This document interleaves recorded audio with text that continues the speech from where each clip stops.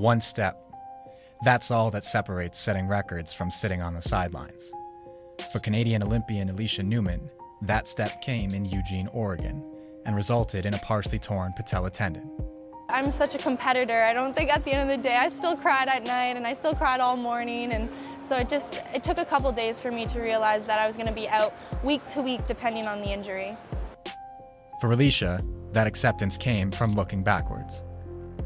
Realizing that I kind of accomplished what I needed to do this year. I mean, I'm a Commonwealth gold medalist. That was the one thing we wanted to do and bring home for our country. But here, Alysha Newman is down to one final attempt, 16-stride approach, fast on the runway.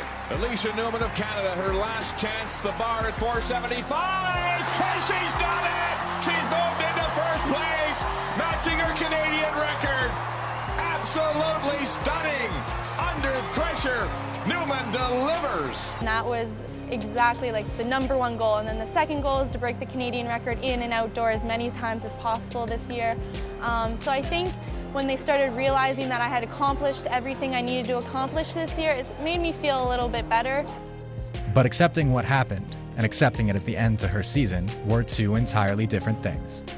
Doctors suggested I take the rest of the season off, and I said absolutely not. This has been like the best season so far and I want to keep it going, and I just feel like I have so much more in me. I had just started. So I think when we were talking with them and dealing, they're like, okay, with the doctors and the orthopedic surgeons and everyone, they said we could probably get you through 6 weeks. They had mentioned that they've seen worse and people had gotten through their season. They've seen people with less and couldn't get through the season. So it was really dependent on the person and what kind of pain and like how much you're really using that part of your body.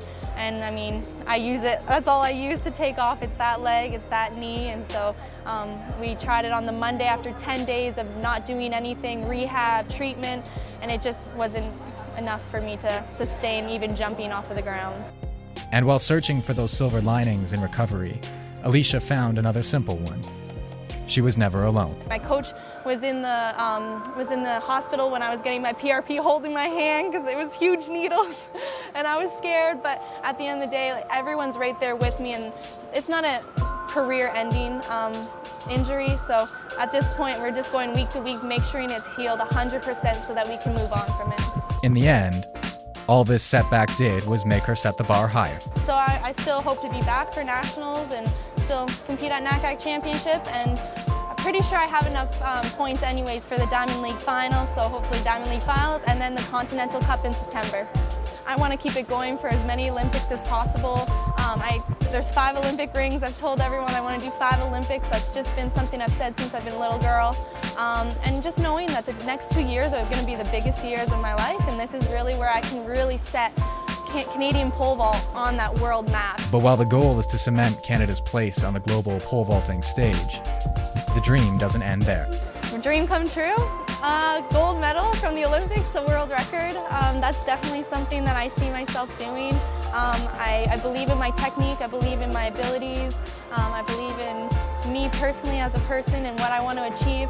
I want to do the impossible and make it possible, and that's something I've always carried with me through the past couple years.